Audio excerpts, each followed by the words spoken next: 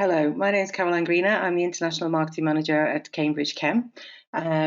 Welcome to our webinar this afternoon or evening or morning, wherever you're joining us from. The webinar today is about why international schools in the Southeast Asia and Pacific region choose Cambridge CEM assessments. So I'll just do a little bit of housekeeping to start with. Just to let you know that we cannot hear any members of the audience. You're on mute. If you would like to ask questions, there is a questions box located on the right-hand side of your screen. So please feel free to post any questions there, and we'll answer those at the end of the webinar. It'd be great if you could maybe introduce yourself and let us know whereabouts in the world you're joining us from as well. You'll receive a certificate of attendance sent to your email inbox 1 hour after the webinar finishes. And we will be sending a copy of the webinar recording and the slides sent via email next week. The agenda today is we will do an introduction to Cambridge CEM assessments, the wellbeing check and the Cambridge Learners Profile. There'll be a sharing by Nicholas Biner in using INCAS, which is our primary assessment and is now known as Cambridge Primary Insight. There will be a sharing by Hamida Helmay as well in using a secondary assessment, YELIS. And then at the end, we will answer any questions that you have, and we'll try to get through as many as we can. Our panelists today, we have Lavanya Gainson, who is our Regional Chem Specialist for the Southeast Asia and Pacific region. We have Nicholas Biner, who's a trainer based in Thailand. And we have Hamida Helmay, who's Head of Secondary at the Idrisi International School in Malaysia. And we'll get to know them better as we go through. Just a brief introduction to Cambridge CEM. We've been working with schools for over 40 years in over 100 countries around the world. So we're known for our evidence-based approach to formative assessments. And we work with schools, ministries and associations everywhere in the world. In 2019, we became part of the University of Cambridge, and we help teachers turn data into knowledge and actionable insights. We try to bridge the gap between research and practice, and we really try to provide evidence to support good decision making in your teaching and to support learners with the greatest chances of success in their life and education. So I will hand over to Lavanya. Thank you, Caroline. And hello, everyone, wherever you are. Good morning, good afternoon. So my name is Lavanya Ganesan, and I'm the Southeast Asian Pacific-based regional chem specialist. Today, I'll be speaking to you a little bit of how the assessment works along the pathway, when to take it, and so on and so forth. So if you're looking at my screen at the moment, you will see the Cambridge pathway. So if you're from a Cambridge school, you'll be pretty familiar with this. And there is a early years curriculum that's introduced and be incorporated. That's not part of the pathway at this point. Then you have Cambridge primary assessments, followed by Cambridge lower secondary, Cambridge upper secondary, and Cambridge advanced level. So you have the base and Cambridge primary insight, which falls at the start of an academic year. And all of the assessments from CEM is best to be taken at the start of the academic year, just to ensure that you get the best insight and to incorporate in any differentiation of learning. Then you have the MITIS, which stands for Middle Years Informative System at Cambridge lower secondary, YELIS for Cambridge upper secondary, and ALIS, which is advanced level informative system for A levels. We also provide predictions for Chem IB. So there's a Chem IB assessment, which is parallel with the ALIS, and that provide predictions for IB diploma subjects. And then you will realize that all the summative assessments, such as progression tests, checkpoint, as well as IGCSE and A levels, is taken at the end of the year stage, which mainly test the students on their curriculum acquisition and learning objectives. So we have a fellow colleague from College Jaffa at the bottom who have mentioned on how they have used the assessment in terms of predicted grades for secondary level. In terms of assessment cycle, there's a few stages, and sometimes there's just too many things that we are looking at. So this is a nice transition diagram to tell you what you use at the start of the learning stage, during the learning stage, and at the end of the learning stage. So at the start of the learning stage is where you use the CEM baseline assessments, just to mainly understand where are your students, how are they doing, and what do you do to move them forward. during the learning stages in terms of how are they progressing. You can use the progression test in that context, which look at learning objectives. And at the end of the learning stage, where it comes all your high stakes exams as well as your diagnostic assessment, which is more subject specific. Now, why is it important to do the baseline at the start? So that gives you a measuring or a starting point on where exactly your students are and what is expected out of them, and how differentiation learning can be done. This is one of the Cambridge Learners Profile Framework, which was lately presented within the Southeast Asian schools. There's a blog post, there's a link there that you can click and look at what are the works we have been doing with the schools in the Southeast Asian Pacific, and a research paper by Dr. Irenka Soto. She has written on how this framework can incorporate different aspects of learning and different tools that we commonly use within assessments. So just to speak about the framework by itself, so here you will realize that I have the framework on my screen, which is talking about 5 main areas. There's cognitive skills and capabilities, where majority of our CAM assessment falls to look at what is the child's ability, strength, weakness at the start of a point, especially if they're coming from various curricular backgrounds with different languages, which is pretty common in the region that I work with. The second area is on the yellow box that you see the cross-curricular knowledge, skills, and understanding. That there's a little bit where you can use the CAM assessments. There is an overlap on that, as well as depending on the questions, which is specific to verbal skills, non-verbal skills, and so on. The cross-curricular is particularly important when they come across different curriculum at different stages, and how this will help as a teacher yourself or the school leader to decide what's the stage that they're entering and how are they going to monitor their growth henceforth. Then you have the green color box, which is referring to domain knowledge and curriculum coverage. So this is where the progression test plays a huge role, as well as the summative assessment, which particularly looks at learning objectives. Then you have the teaching and learning environment, which is on the blue color box. That is referring to the pedagogical teaching, different kinds of your class tests, or even different things which you do within a daily classroom practices. Then you have the personal attributes, which looks at the well-being aspect, which I'll be speaking a little bit as we move on. And all this cumulatively refers to educational success. So we have mapped all the assessment which comes from Cambridge. So you realize the CAM assessments, which is mapped against the red color and the yellow color box, which is cognitive and cross-curricular skills. Then you also have the Cambridge English test, which is looking at cross-curricular skills.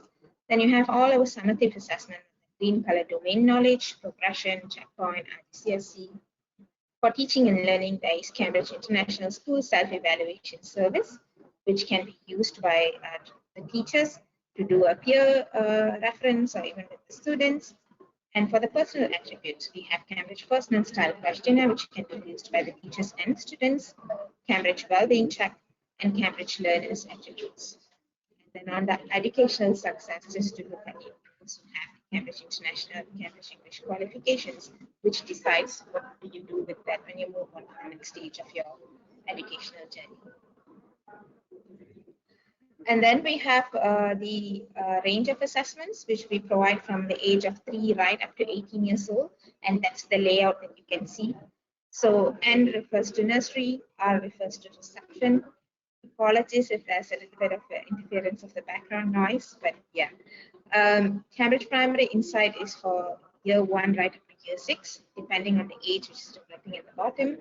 Mid-years YELLIS is for the lower secondary, upper secondary, and followed by LS. So that's the mapping of the assessments and what it particularly tests. So all of it is a computer-based assessment. It takes about 20 minutes to 50 minutes, depending on different age groups. We primarily test literacy and numeracy. For the lower age groups, is personal, social, and emotional development. For the primary, it is broken down into mental, arithmetics, and developed ability. And for the secondary, it's skills and non-verbal abilities. So the key features of it, it's adaptive. So if I have 20 students taking the test at one point in time, all 20 of them will be looking at 20 different questions depending on how they react to the system. And the question will progressively become difficult if they happen to get everything right. It saves time. As I mentioned, primary takes about 20 minutes or so. Secondary takes about 15 minutes. So you can do it within a lesson time. Flexible and fun because students tend to click through and they're very good at devices, so it can be done online. It's student-led, so students tend to do the assessment independently, and you can look at the results. The results are pretty instant, and you get the insights in terms of measuring potential, and mostly used to compare against learning outcomes. And I also wanted to speak a little bit about Cambridge Wellbeing Check. So we have the Cambridge Wellbeing Check is currently live, and we have this, of course, it's by a leading research done at the University of Cambridge, and you can do it over any devices digitally. It takes about 20 minutes with a check, which gives you 22 questions to tell how do you feel and how do you react. And the assessment covers a range of reports. So there's altogether 12 different reports, which gives you by different aspects. We primarily refer to two main functions of well-being, which is feelings and functioning. Under feelings, we cover life satisfaction and negative emotions, whereby under functioning, we cover interpersonal well-being and competence. So under this aspect, you will see a breakdown of question, how each students have reacted. You can even break them down into cohort, gender, and it gives you a better insight on a holistic view on how to manage this within your classroom. And at this point, I'll pass on to Nick to share a little bit of his experience using the assessment within the region. To you, Nick, thank you. Yeah. Thank you, Lava. Hi, everyone. I am Nick. As they informed you earlier, I am a trainer in Thailand. Just to tell you guys a little bit about me, I used to work as the head of section or head of primary for the largest, or not the largest, sorry, the oldest, I apologize, the oldest bilingual English program in Chiang Mai. So I worked with them, and I took a lot of the data that we're taking a look at today from a case study I did while I was with them. And at the same time, I'm going to show you guys some of the updates that Cambridge Primary Insight has done, because my data comes from INCAS, but CPI has done quite a few good updates. So just to kind of inform everyone what INCAS is an online, or sorry, CPI right now is an online interactive adaptive test to assess our students' abilities and their fundamental core skills. So this focuses on reading and mathematics, or English language and mathematics, sorry, as its primary assessments. And why we do this and why our students should be doing this is because all of us are trying to make our students be the best they can be. But it's hard to always do that when we don't know where their skills lie. And CPI is a tool that we are able to use to understand where students' skills are at and how they are growing. So with the combination of using this test and administering this test or assessment, I'll use the word assessment, not test, we can understand where our students are at, and then we can set goals and help them grow and track their progress over a year or even multiple years. Can we please go to the next slide, Lava? So just to show some examples of what these assessments provide, there are multiple types of data. And the first one you see in front of us is a confidence interval. It allows us to see how confident the student is being. So to say this simply, the longer the bar is, the less confident the student is. So we know the student is probably guessing more, and we can explore their confidence in a subject. The smaller the bar is, the more confident they are. Even if they are, have a high achieving or low achieving, we can tell how confident they are when they are addressing questions. The next type of data, or another type of data that we have, Lava, could you please? Thank you. Is what I like to call raw statistical data. These are just pure numbers that tell us a few things. So the first column that you guys can see on your left-hand side is going to be their age. We can see how old they are, because age is actually really important when we think about a child's development. There are many psychological and biological stages of development, and understanding their age helps us know, where they are in life and also where they are in a global sense. And the data on the right-hand side, there's 4 columns: word recognition, decoding, comprehension, and spelling. And these are also connected to an age. So we can see that our students are a certain age right now, but they are being assessed and proving that they have skills at an age that is higher than their average age. So just to show this more clearly, the very first line, the student is 9.5 years old, in essence. Their word recognition is being assessed at a 13-year-old's age. They're decoding at a 14-year-old's age. They're comprehending at a 12.5-year-old's age, and they're spelling at about a 13-year-old's age. So this student is excelling their abilities past their age. And we can see this and be able to monitor it and know who is doing extremely well or potentially who is doing not so well. Towards the bottom, if you look down word decoding, you can see some of our students were a little bit lower than their age, and that's okay because it just told us who we need to help support even more. And that's what this data can let us do. This data is presented in their actual ages and their testable ages or their assessed ages, which means that there is only numbers and ages. If we look at another data table, it's the same information in essence, but it's presented in a little bit different way. This one is done with positives and negatives. So if green and red is an easier style for you to understand or for parents or students to understand, this is a great piece of data to look at because it's positive or negative. If you're negative, you're under your age. If it's positive, you're above your age. And if it's not there, it wasn't tested for. Or if it's at a 0, it was done at that age. So in our second line, as the arrow is showing you, you can see that this 10-year-old, 10.5-year-old in essence spelt at their actual age. They were able to be assessed and we recognized that they were basically spelling at their literal age. So we can also see who's right on track, which is another way to use all this data. Now, to go to our next slide, CPI has taken NCAS, which all my previous slides were from NCAS, and CPI has homogenized a few of them and made it easier to understand. So this is something that they have released that I was able to look at. And all the data, as you can see, is mostly the same. We have their name, their year, their class, their date of birth, their age of assessment, which is part of mine that was blocked off.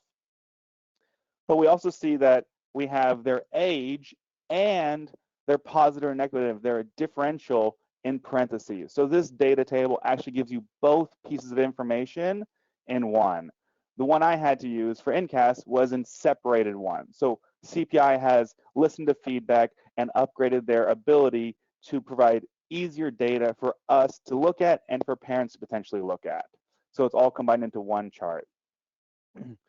Moving forward, if you could please, how do we use this data is probably the next most important question. Not what it is or how do we collect it, but how do we use it?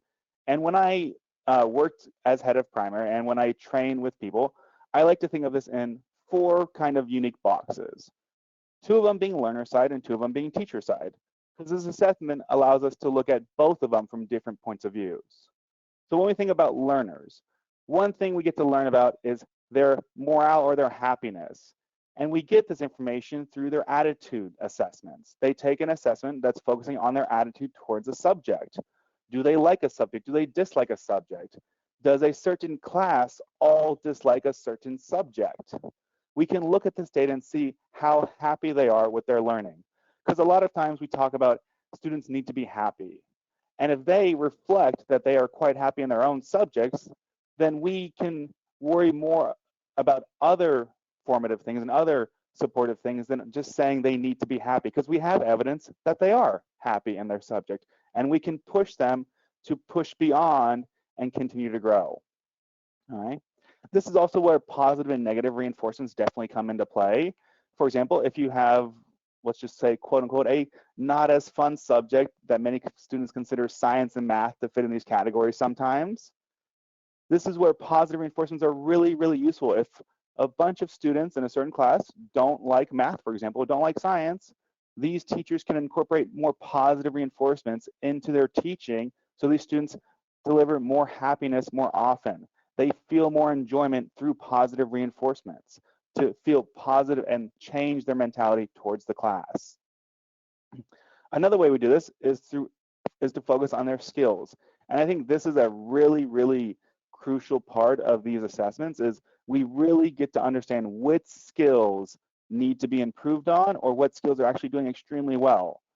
When we think about math, the one thing I really liked about NCAS and CPI is it took their math scores and said, if you weren't assessing at a certain level, you couldn't progress to the next harder math process. So if you couldn't do basic addition, it wouldn't let you test against subtraction. It wouldn't let you test against multiplication. It wouldn't let you test against division. You had to be at a certain level of competency to progress into further ones. So we really get to know a student's skills. So if they're not allowed to take multiplication questions, we know that they've had a big problem with addition and subtraction. And we need to focus on that. And we need to develop those core skills before we give them something harder. Because multiplication is addition and subtraction and division on a harder and more sizable level. Other ways we get to do this is, for example, a lot of us are teaching English to students. And when we say their English needs to be better, it's hard to specifically say what that means. So CPI allows us a few categories to look into. We can see if spelling is a problem. We can see if reading comprehension is a problem. We can see if basic vocabulary is a problem. Or maybe the students are excelling in these things as well, not always problems. So we get to focus and target skills using this data. So these are what I think about teachers. When I think about, about students. When I think about teachers, we also get to use this data in very creative ways, I think. And the best example I have is when I was head of primary, I had a math teacher who was very nervous about his classes and seeming to keep his students happy and motivated and strong skilled. And when we took this assessment and we showed him his class's math skills, we were able to just show him, like, you are doing an excellent job. His students were being assessed a year or two above their average age. So not only was he doing a normal job and a great job, he was doing a fantastic enough job to push them harder, even higher. And we told him this, and the level of relief that he felt seeing his hard work pay off, even through some criticisms, he felt so much relief. And we were able to give this teacher amazing positive feedback on the work he was doing. We also had, as you saw in my data earlier, they were all from English teachers from reading. And this specific class came from one teacher, and he had them for a year. And we asked him what he was doing to make his students assess such high levels. Because we are living in a bilingual school, we were living in a bilingual culture, and these students spoke Thai as their first language, and they were learning English, but being assessed at an age super high, or comparatively. So when we looked into it, he told us what he was doing, and we asked him to share it to the entire section. And he did. And all the teachers got together and learned and adapted his program and modified it to their age groups. And we built and supported a great new division in English from this one teacher. His inspiration that we were able to see from the results of his students. So we were able to give our teachers big praises.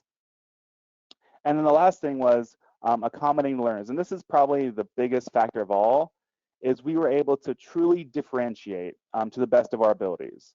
Because we knew in which classes and which cohorts and which groups who was struggling with certain skills, and we were able to nurture those skills to successful levels. Students were no longer feeling that they were unable to do stuff. They were feeling empowered because we knew how to help them best. And that's what they needed. They needed support and guidance to grow.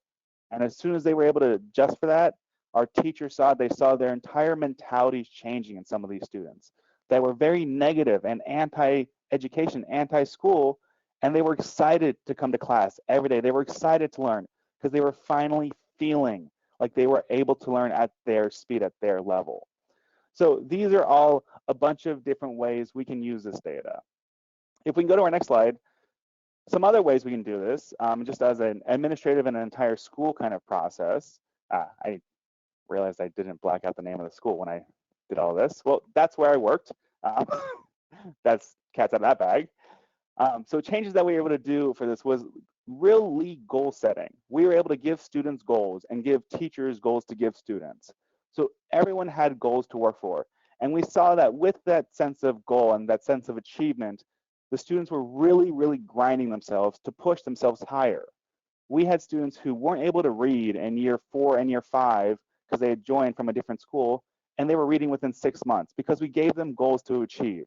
And the goals were set in small enough brackets that they were able to do it by themselves. Other things we were able to do is focus on engagement. One thing we realized with our happiness scaling is we found classes that could have been more engaging. And when we talked to those teachers, we definitely had them agreeing, saying, yeah, we can be more engaging. And we talked to them of strategies of how to do that. So we were able to create a more engaging and positive learning interaction. The other thing that I've talked about a lot is growth. And growth is probably my biggest keyword. If anyone who ever knows me, growth is the word I use a lot. And that's what we were able to do, is we were able to show their growth to each other and show their growth to their parents, show their growth to the students, show the growth to the teachers, show the growth to everyone. That sense of growth is really what we took away from this assessment. Not really anything else, but we were able to help everyone we worked with feel like they were growing over time.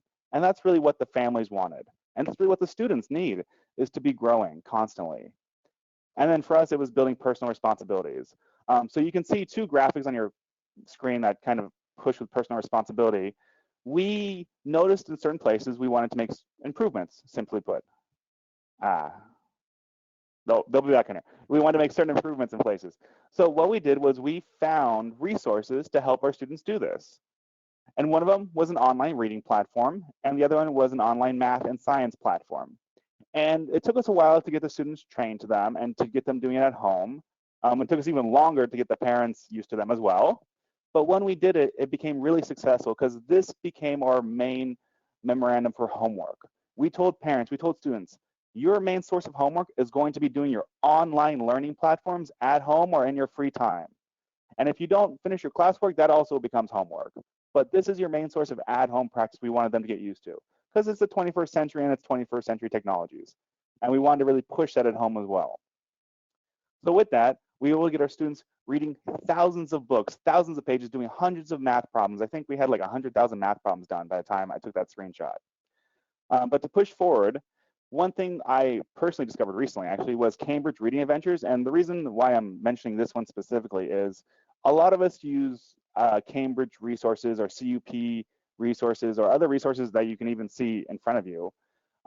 This specific book series links curriculum to books. And that's what I really liked about it, is a lot of times we didn't know which books to read, which levels, and it was hard to kind of pick and push books around. Cambridge Reading Adventures honestly just maps it out for us. And that was a very nice thing to find, an easy thing for us, because then all we had to do is get the books and tell the teachers, hey, you know, realign your curriculum, realign your syllabuses to make these small adjustments to add these books in these places, and we're good. And that's how we incorporated more in-class reading as well. All right. So this was all the things we were able to do with it. Let's kind of talk about reporting and parents real fast. This was something that Lavanya actually shared with me that I got to use. It was a report that was customly made, or personally made by Lavanya, and she let me use it, which basically was a report card, quote unquote, for parents. And we showed the students' data, and we then also translated it into a grade, because many students in our school and many parents in our school like grades more than age numbers. So we gave them both. And it was just a very simple, here's your student's update. To keep going, one thing I really liked about CPI's update this year, and this is probably the best thing ever, actually, is CPI generates their own report. Lava, if you could, please, next page. So I can show you. CPI did this big update, saves so much time, saves so much energy, doing a report for the parents. You can go online, you can just print this out, print out a bunch of PDF files and just print them off and give them to folks. It does not give numerical scores, which was probably the biggest positive thing I loved about it. It gives, at the very bottom, if we can go to the next slide, it gives a bracket and it gives a range. So it tells families roughly where your student's at compared to their age. And it gives them this nice, beautiful blue box saying, if you're in this box, you're good. Because that was really important to parents, knowing where is my student, you know, passing. And we love this update because it shows parents passing is a wide concept, not a singular line. You know, anywhere in there we can count as successful, and that's the biggest part of this update that I love. That is everything from me. Thank you for your time. I'm going to pass it off to Hamida for the next part. Thank you. Right, thank you, Nick. That was really informative. I myself learned quite a lot of new things there just now. So let me just introduce myself. My name is Hamida. I'm the head of secondary for Idrisi International School. I'm based in Malaysia. So today I'm going to talk about how we use YELIS. It's mainly for year 10 and 11. And it's about how our experience have helped empower and encourage both learners and teachers. I've been teaching over a decade right now, and with experience in the Middle East and also Asia. So I'm also a teacher. I would like to share what our school has experienced from camp so far, and I hope it'll be beneficial to everyone. Okay, next slide, please, Lavanya. Yeah, this is just about my school. Is it called Idrisi International School? We're currently in two of the biggest states in Malaysia, in Selangor and also in Johor. Okay, next slide. Okay, what are we going to talk about today? So first, I'm going to share what are the common problems, all right, that we were facing, and we were actually looking for answers. We were actually looking for help, and more like support, right? And then we explored using CAM data. And here we have compiled how CAM data has helped our learners and also our teachers. Okay, so moving on to the next slide. Okay, I'll just give you a few seconds to just eyeball through all the questions that you have on this slide. These were some of the things that, during our teachers meeting and conferences, when we share about, what are your stumbling blocks? What is it that you need help with? Okay, so we compiled. These are the common problems that we felt we needed help with. Okay, first, how do students fare at national level against their peer group? We started with a small school. Idrisi International School. We've been around less than 10 years. Our student population has grown more than 5 times from the day the school was launched until today. So as our student population grow bigger, then we start to wonder, okay, how does our student fare at a national level, or how do they fare with their peers globally? All right. How can I help my student achieve their desired grade? That was the next question.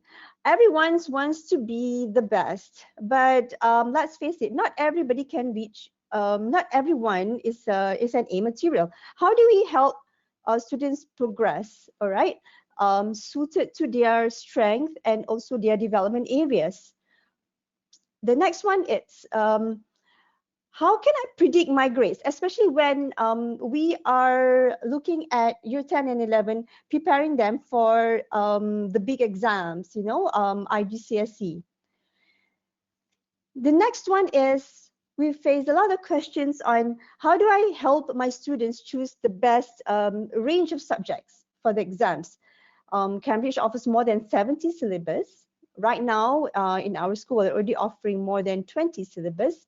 So when we sit with the students, what kind of data is appropriate? What kind of discussion should we have to help students achieve, choose the best subjects and also achieve the best grade with their chosen subjects? All right. And last but not least, what are the skills? What are the right skills that they need to have when they choose a particular subject? All right, so I think these are some of the common questions that not only the teachers in my school face, but I think a lot of audience here today, probably you also face the same, you might think about the same problems at some point in time. Okay, before I go further, if you go on CAM assessment, there is this wonderful report center, which is very, very user friendly. And I'm just going to show you just a few of our most frequently used reports. Okay, so first and foremost, the baseline scores. Okay, so the baseline scores will give you, and it will give you the assessment of how a student would score in vocabulary, mathematics, and also patterns. Now, vocabulary is how they would fare in any language. Mathematics, how they deal with numbers. Now, patterns actually test their nonverbal skills such as critical thinking, problem solving, and also higher order thinking. So each student will be given this report, okay, and it's indexed to 100. So if your student has a score of anything above 100, that means that they are above their national average. And I think below that, probably they are slightly lower. Okay, but you can look at the plus minus, of 5 to 10%. It's to show, to see whether they are actually at par with their peers. Okay, so once you have the vocabulary, the mathematics, numbers, or also the patterns, now these are then used to make grade predictions. The statistical package also will give you a range of grade prediction for the subjects that's available for IGCSE or GCSE for that matter. Okay, so the student will be given a range of grade predictions. When a student takes an examination such as IGCSE, all right, it's important for us to sit down with the students and the parents to work on a goal. All right, what is it that you want to achieve? Okay, so to come to that conversation, actually, this report is very, very useful for us alongside the other assessments that we do internally. So the internal data as well as the external data aided by CAM really help us set clear progress route, all right, progress path for our students, okay, from the baseline data right up to the grades prediction. Okay, another next slide, there's another 2 reports which we use frequently. Now this is our all-time favorite, which is the chances data. Now the chances graph, all right, will tell you not just what the students would achieve, but what are the range of grades that they can achieve. All right, where if you see here, it shows a range of 1 to 9. So 8 and 9 is where the A and B range is.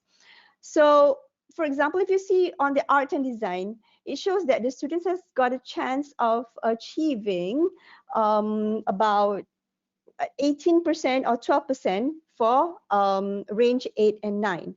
All right, it also shows you that they may also achieve a range of other grades which is skewed to the left. All right, so with this data, all right, the teacher, if you look at the graph, there is a label called adjustment. Okay, the teacher is also able to use her own assessment, the internal data that we have, all right, coupled with the CAM data to give the students the best prediction for their IGCSE grades. So that way, we'll be able to know, okay, what are the chances of you getting an A? What chances of getting an B? What are the risks of, the student getting, probably a lower grade, and how we can overcome that? So it gives you a range of data on what are the possibility of the students achieving different levels of grades. Okay, so that's the chances graph. Okay, last but not least, on the far right, you see the historical band graph. Okay, that allows you to sort of like track the cohort in terms of what band they are year by year. So that helps you to help you analyze in terms of your students' performance, all right, and take feedback, take learning, as you have a cohort going in and out in your school. Okay, so those are the 4 reports that we commonly use in our school: the baseline data, the grades prediction, the chances graph, and also the historical band graph. Okay, now let's go back to just now in the common problems that I was talking about. First, let's talk about learners. Okay, so now your students will be coming to you and say, okay, teacher, how do I select my subjects for IGCSE? I don't know what I'm good at. It's like, what are my strengths? What are my weaknesses? I'm not sure. My mom wants me to do this. My dad wants me to do this. You tell me to do this. All right. So you put the CAM data, you put their academic record. All right. You can have an objective discussion with the student, with the parents. All right. On what is the best subject selection by using their baseline scores, by using the grade predictions. All right, if they don't know what my strengths are, okay, look, the baseline scores gives you 3 categories. you have vocabulary, which tells you how good you are in language. You have mathematics, which tells you about how good you are in dealing with numbers. And then you have nonverbal, which tells you about, how good you are in analyzing, in critical thinking. All right. So when we put all the data on the table, it helps you, all right, to give good data-based recommendation. All right. It helps the learners and their parents to make informed decisions based on, what are the subjects that you what subjects you want to take and what grades do they want to achieve. Okay. And then the best thing is they will also tell you, okay, if you take this subject, these are the likely scores that you will achieve. You might get an A, you might get a B, you might get a C, and these are the chances. Okay. And if they ask you, how do I know I have the right skills to choose a subject? Now, different subject requires different combination of the 3 baseline scores that you see just now. All right. So, for example, for a subject like business studies, it takes into account vocabulary, takes into account a certain level of numbers, it takes into account a certain proportion of you being able to do reasoning, to be able to evaluate. All right. So that helps you, that helps the students, that helps the teachers, that also helps the parents to understand, right? The learners' strengths, development areas, and possibilities. Okay, what about the teacher? Okay, now, so as a teacher, all right, for us, like I've mentioned just now, we have a growing student population in our school, all right? So we tend to wonder, how does our student fare globally? So this data helps us give the confidence, okay, then, are we coaching? Are we teaching our student right up to the level that we want, okay? We have the historical band profile, we have the grades prediction, and also CAM provides you with a value-added report. Every time after the results, for example, the RGCSE results is announced, which is really in mid-August, probably a few weeks after that, we will receive a report through the website to show how did our students do their prediction against their actual results. Okay, so we take that report, we can have a meeting and see, okay, we can have a good postmortem on what worked and what doesn't. All right, so for the teachers, the 3 things were, so I can just go back to that slide. Yeah, it helps them to see where they are, whether they are bringing their students up to the level that they want. All right, are they able to help achieve the desirable grade? And also as a school, it gives us good feedback with the value-added reports. Okay, now I think this is my last slide. Okay, so in summary, for us, we agreed that CAM data really help us to empower our decision making, empower us in terms of making good database recommendations, making the right choices, and making the right predictions, especially at the school. We issue the trial certificates, and the students actually use that for their college applications. All right. It also gives the students a lot of encouragement. All right. The students know what their strengths are. All right. How they should chart their growth, the grade predictions. And also it motivates them to achieve higher, because if their grade prediction is like mainly B, then it also tells you, okay, what do you need to do? How much are you away from getting an A? All right, so they can work with the teacher. Say, okay, teacher, I'm going for my stretch target. Okay, I'm going to achieve an A. All right, so they can work on those plans with the teacher based on the CAM data that we currently use. Okay, so just one little story before I wrap it up. Okay, I feel that like for the students, the best thing about reading the CAM data for us, especially for yellows, in preparing students for their examinations, sometimes their CAM data, because it's tested based on skills independent of the content of the syllabus. All right. So, for example, if they see that actually they do have the skills to score high grades in maths, but based on the internal assessment that we have, the tests, the quizzes, the mock exams, and everything, they're still not doing well. That just simply says that they just need more practice. They need to conquer the exam techniques. They need to understand the syllabus better.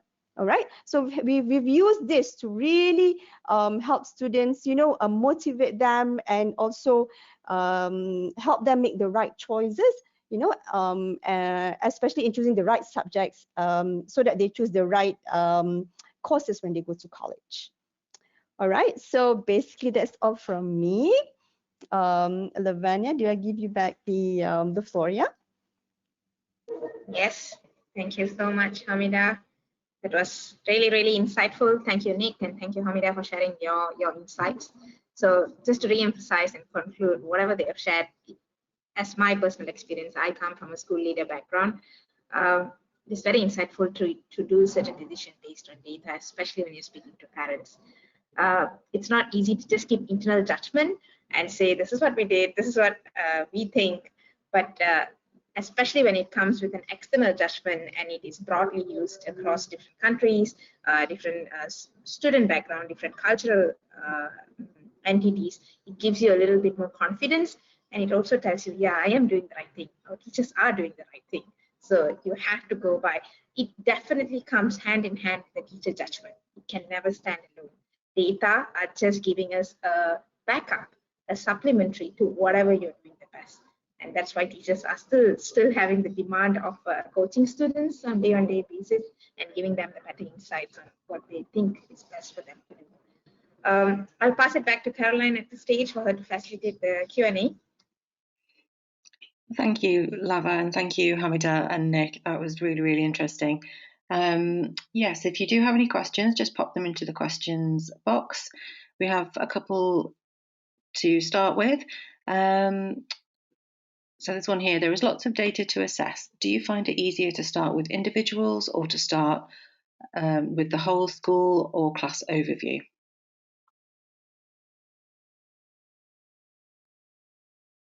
Possibly Nick might want to answer. As I say, it's a free product. I don't mind taking it. Yeah. So personally, I like doing overview. I think it's better to look at a macro point of view and then go into a micro point of view. So if you're doing all of it, entire school is in like primary and secondary, I would split it into the two sections at least. But I would definitely look at larger scale just to see the patterns that are emerging. You have probably got teachers and students doing different classes with different people. So just seeing a picture on its biggest scale and then looking at things that are what I would describe as interesting or abnormal.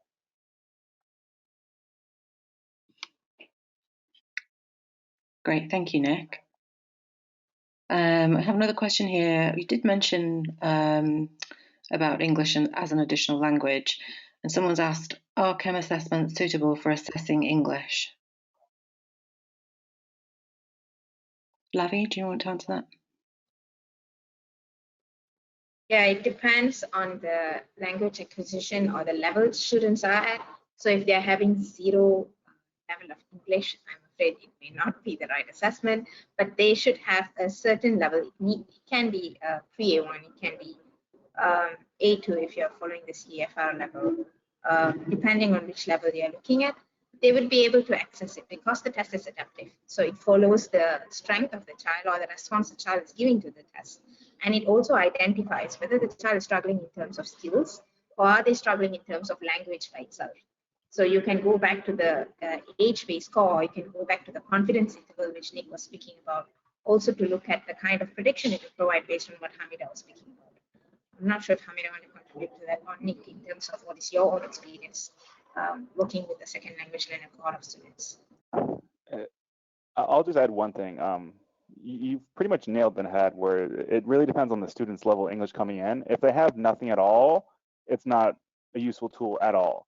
The best example I could kind of give that would be really useful in a way is if you have a new year 3 student coming into your school and the parents and everyone has said they've taken 3 years of English, we think they're good.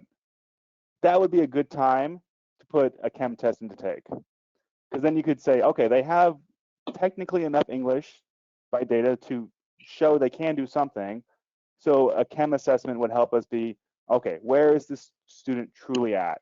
Maybe they're a few years under, maybe they're right on track, but we have a few years of English to say we can attempt to get truthful data. Because that's the thing, you can get negative data or false data. False data is the right word. when you do this with a student who has got too low of an English level, because you'll get more false positives or false negatives.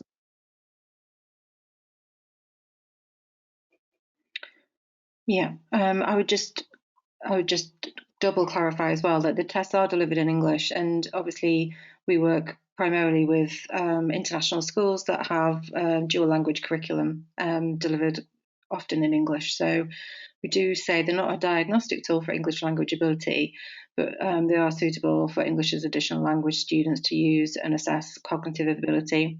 And I think as well as there's a point about there are parts of the assessments, both at primary and secondary, that look at skills like spelling and reading, but we also have the cognitive ability school assessments as well, which look at logic and reasoning. So these scores can be kind of compared so that you can see if someone is possibly scoring higher on cognitive ability and lower on reading and spelling. You can understand that it's a language issue. Okay, just another question here. Should students only be assessed based on subjects they take or inclusive of other criteria? I mean, co-curricular activities inclusive. I don't think I understand the question, to be honest with you. Yeah. Yeah, okay, we'll move on to the next. Do you have any suggestions for encouraging students who are unmotivated or disengaged? I think Hamida or Nick could answer that. I'll start because this is something I'm asked a ton, and especially when I was head of primary, it was the biggest question I asked. How do I get my kids to do their homework? How do I get my kids to learn? How do I do this? The best answer I can give actually comes from just a really core concept of psychology. It's positive reinforcement. Every time the student does something we want them to do, we give them a positive reinforcement, and that could be a few things. That could be verbally done. If you are, a school that I know some schools all across the world can give kids, don't have policies on no touching, and you give kids high fives. Another way you could do it, you can give them prizes that they can achieve. But motivation comes from wanting to do something, in essence, to get something. And when we're children, small prizes, positive affirmations work really well. A lot of people like to do negative reinforcements, which is like punishments or taking something. You didn't do it, I take away from you. And that isn't actually a really good motivator. We get less motivation from negative reinforcements than we do through positive reinforcements. So ways to phrase this is, hi, students, if you finish your homework for a week, you will get a star, or you'll get, a classroom dollar, because our classroom has a money system. And actually, this is a great way to, teach kids about money, is having classroom money systems. Let kids earn money for your class and let them be able to buy prizes in your class. It's like a prize chest, or they can buy a movie time. Let them earn the idea of finances and learn finances, as well as positive reinforcement on top of it. Because you get homework done, they get movie time, and everyone wins. So that's the goal, is how do we positively change their attitudes? And truthfully, punishments do not really work. You can get 2 or 3 punishments in before they stop being effective. And this is really important to communicate to parents, because parents like to use punishments the most. Hopefully that answers the question. Yeah, great advice. Hamida, do you want to comment in terms of secondary? Maybe I'll just add a bit. Positive reinforcement is really great, but the other thing that we realize is actually the students do know what they want to do, but it's probably not it's not what you want them to do. All right, so trying to break down the communication is really key, especially with the with tweens and teenagers. And the second thing that we learn is breaking down the goals into small milestones. All right, they quickly see things very hard, and give up. But here, I think our role as educator is to help break it down for them, chart the growth, chart the path, and chart small steps, and reassure them it's okay, everybody progress at your own pace. Great advice, thank you. So we're out of time. We do have a few more questions, but what we'll do is put those into writing and send them out with the slides. The slides and the recording will be available in a day or two, and we'll email those to you. For everyone who's attended, you'll receive a certificate of attendance very shortly into your inbox. And if you do have any further questions, please do get in touch with Lavanya. Or visit our website, chem.org, and you can find out everything you need to know on our website or by contacting Lavanya. So thank you all very much for joining us. Thanks so much to Lava and Hamida and Nick for your great insights. It's been great talking to you all. So take care. Goodbye. Thank you, everyone. Bye-bye. Thank you. Bye.